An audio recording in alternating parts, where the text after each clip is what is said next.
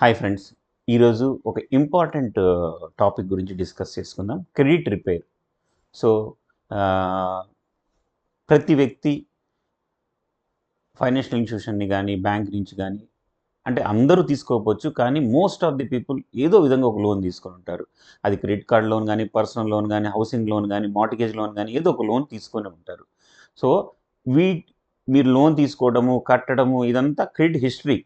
మీరు ఎన్ని లోన్స్ తీసుకున్నారు, పర్ఫెక్ట్ కడుతున్నారా, ఏమైనా డిలేలు ఉన్నాయా, ఏమన్నా రైట్ ఆఫ్ అయినవా, ఇదంతా ఒక హిస్టరీ. సో ఇందులో ఏదన్నా మిస్టేక్స్ జరిగితే దాన్ని రిపేర్ చేసుకోవచ్చా? దీనికోసం ఈ రిపేర్ చేసుకోవడం కోసము హ్యూజ్ మనీ స్పెండ్ చేయాల్సిన అవసరం లేదు.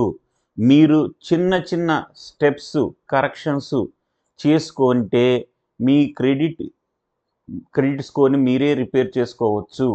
వేరే ఇన్స్టిట్యూషన్స్ అవసరం లేదు. సిబిల్ కానీ ఇలాంటి క్రెడిట్ రేటింగ్ కంపెనీసు మీ క్రెడిట్ స్కోర్ని రిపేర్ చేయడానికి ఏ కంపెనీతోనూ కొలాబరేట్ అవ్వలేదు. కాబట్టి మీ క్రెడిట్ స్కోర్ని మీరే ఇంప్రూవ్ చేసుకోవచ్చు. Simple steps. తర్వాత ఈ ప్రాసెస్లో ఏదైనా సరే మీకు డిస్ప్యూట్ అనిపిస్తే ఎన్ని డిస్ప్యూట్ రిక్వెస్ట్లు అయినా పెట్టచ్చు. 30 days లోపల వాళ్ళు వాటిని రిజాల్వ్ చేసి మీకు సొల్యూషన్ ఇస్తారు. తర్వాత మీరు ఏ పాయింట్స్ జాగ్రత్తగా ఉంటే మీ క్రెడిట్ స్కోర్ పెరుగుతుంది. తర్వాత ఇప్పుడు మీ వెహికల్ రిపేర్ అయిందనుకోండి, మెకానిక్ దగ్గరికి వెళ్ళాలి, డబ్బులు స్పెండ్ చేయాలి. కానీ సిబిల్ స్కోరు మీరే ఇంప్రూవ్ చేసుకోవచ్చు. సింపుల్ చిన్న చిన్న పాయింట్స్తో మీరే ఇంప్రూవ్ చేసుకోవచ్చు. దాని తర్వాత మీ సిబిల్ స్కోరు ఎక్కువగా ఉందనుకోండి, మీరు ఫ్యూచర్లో ఏదైనా లోన్ అప్లై చేస్తే తొందరగా ప్రాసెస్ అవుతుంది, అప్రూవల్ అవుతుంది. లోగా ఉందంటే రిజెక్ట్ అయ్యే ఛాన్సెస్ ఉంటాయి. కాబట్టి క్రెడిట్ రిపేర్ అంటే మీ క్రెడిట్ స్కోర్ని మీరే రిపేర్ చేసుకోవాలి. వేరే ఆర్గనైజేషన్స్కి డబ్బులు కట్టి వాళ్ళు మీ క్రెడిట్ స్కోర్ పెంచుతాము. సో సిబిల్ ఇలాంటి కంపెనీ ఎటువంటి కంపెనీతోనూ వాళ్ళు అసోసియేట్ అవ్వలేదు. సో ఆల్రెడీ మీకు చెప్పాను, క్రెడిట్ ఇన్ఫర్మేషన్ రిపోర్ట్ అనేది మీరు మీ క్రెడిట్ ఇన్ఫర్మేషన్ రిపోర్ట్ని మీరు తీసుకోవచ్చు. అది అందులో ఉన్న డేటా పర్ఫెక్ట్గా ఉందా లేదా అన్నది మీరు క్లియర్గా చూస్తూ ఉండండి.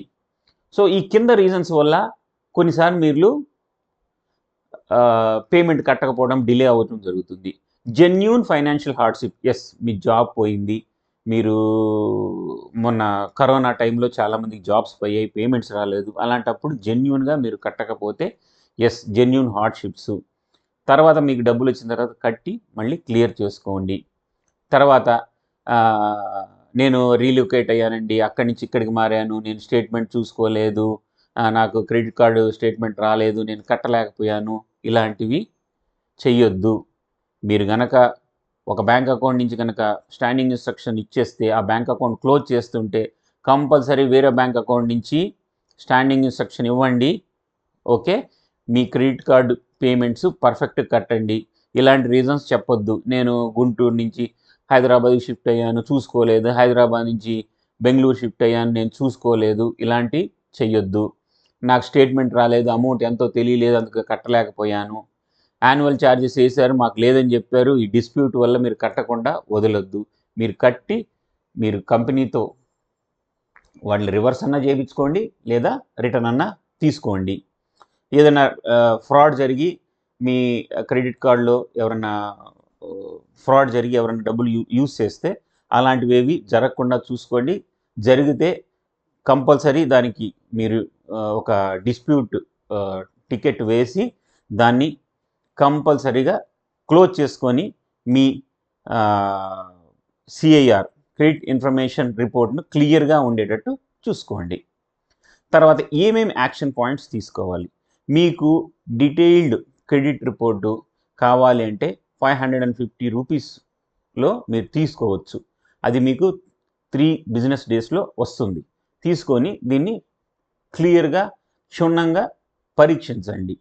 ఏమేమి చూడాలి ఇందులో వచ్చిన లోన్స్ కానీ అసలు ఈ లోన్స్ మీవేనా, తర్వాత క్లోజ్ అయినవి వస్తున్నాయా, మీకు కానివి లోన్స్ ఏమైనా ఇందులో వచ్చినాయా, అలా వచ్చినప్పుడు మీరు కంపల్సరీ డిస్ప్యూట్ రిజల్యూషన్ ప్రాసెస్లో మీరు టికెట్ రైజ్ చేయండి, మీకు రిప్లై వస్తుంది. తర్వాత మీరు ఈ డిస్ప్యూట్ రైజ్ చేయాలంటే సిబిల్ డాష్బోర్డ్లోకి లాగిన్ అవ్వండి. దాని తర్వాత మీరు డిస్ప్యూట్ టికెట్ రైజ్ చేయండి. మల్టిపుల్ టికెట్స్ కూడా మీరు రైజ్ చేయొచ్చు. At a time multiple tickets కూడా మీరు రైజ్ చేయొచ్చు. 30 days లోపల మీకు దాని యొక్క సొల్యూషన్ అయితే వస్తుంది. తర్వాత కంపల్సరీ మీ అకౌంట్ స్టేటస్ని చూడండి. రిటర్న్ ఆఫ్ సెటిల్డ్ అనే అంక వస్తే మీ క్రెడిట్ స్కోరు నెగిటివ్కి పోతుంది. అంటే నెగిటివ్ అంటే తగ్గే ఛాన్సెస్ ఉంటుంది. అది జెన్యూన్ రీజన్స్ వల్ల అయితే ఓకే, అదర్వైజ్ మీకు నెగిటివ్ ఇంపాక్ట్ ఉంటుంది. అసలు మీ ఆ రిపోర్ట్లో ఉన్న లోన్స్ అన్నీ మీ లోన్సేనా, మీకే ట్యాగ్ అయినాయా, ఇది కంపల్సరీ వెరిఫై చేయండి. ఒకవేళ మీ కాని అకౌంట్స్ కనుక కనపడుతుంటే compulsory dispute resolution process ticket raise చేయండి. సిబిల్ వాళ్ళు సొల్యూషన్ 30 daysలో ఇచ్చేస్తారు మ్యాక్సిమం. తర్వాత డే పాస్ట్ డ్యూస్ అంటే మీరు డ్యూ డేట్ రోజు కట్టకపోతే డిపిడి డేస్ పెరుగుతూ ఉంటుంది. 1, 2 ఏ లోన్కి అగనెస్ట్ అయినా డిపిడి డేస్ ఉందంటే అది నెగిటివ్ ఇంపాక్ట్ ఉంటుంది. పేమెంట్స్ మిస్ అయినా, ఈఎంఐలు కట్టకపోయినా మీకు డిపిడిస్ వస్తాయి. అది మీ సిబిల్ స్కోర్ మీద నెగిటివ్ ఇంపాక్ట్ ఉంటుంది. కాబట్టి దీన్ని మళ్ళీ ఇంప్రూవ్ చేసుకోవాలంటే ఇమీడియట్గా నెక్స్ట్ మంత్లోనే మీకు ఇంప్రూవ్మెంట్ రాదు. మీరు ఒకరోజు మిస్ అయినా మళ్ళీ మీరు కట్టేసినా దాని తర్వాత అది ఒక 6 to 8 months కంటిన్యూస్గా పాజిటివ్గా కొడుతుంటే మళ్ళీ మీ క్రెడిట్ స్కోర్ పెరుగుతుంది. ఎవరో మాకు డబ్బులు ఇస్తే రేపే మీ క్రెడిట్ స్కోర్ మారుస్తాము, ఇలాంటివి నమ్మవద్దు. తర్వాత యాక్షన్ మేము చెప్పాం, dispute resolution process ticket rise చేసుకోండి. 30 days లోపల మీకు దానికి సొల్యూషన్ ఏదైతే వస్తుంది. ఎటువంటి రాంగ్ ఇన్ఫర్మేషన్ కానీ, క్లోజ్ అవ్వలేదని, క్లోజ్ చేసిన రిటర్న్ ఆఫ్ కానీ ఇలాగ ఉంటే మీరు compulsory dispute resolution process ticket rise చేసుకోండి. తర్వాత జెన్యూన్ ఫైనాన్షియల్ హార్డ్షిప్ అన్నాము, జాబ్ పోవటము, దాని తర్వాత కొన్ని హెల్త్ సిచ్యువేషన్స్లో మీరు జాబ్ కొన్ని రోజులు గ్యాప్ తీసుకోవడం వల్ల మీకు జెన్యూన్గా ఫైనాన్షియల్ హార్డ్షిప్ రావడం వల్ల కొన్ని గ్యాప్ వస్తుంది. దాన్ని మళ్ళీ మీరు రీపే చేసి మళ్ళీ మీ క్రెడిట్ స్కోర్ని పెంచుకోవచ్చు మీరే.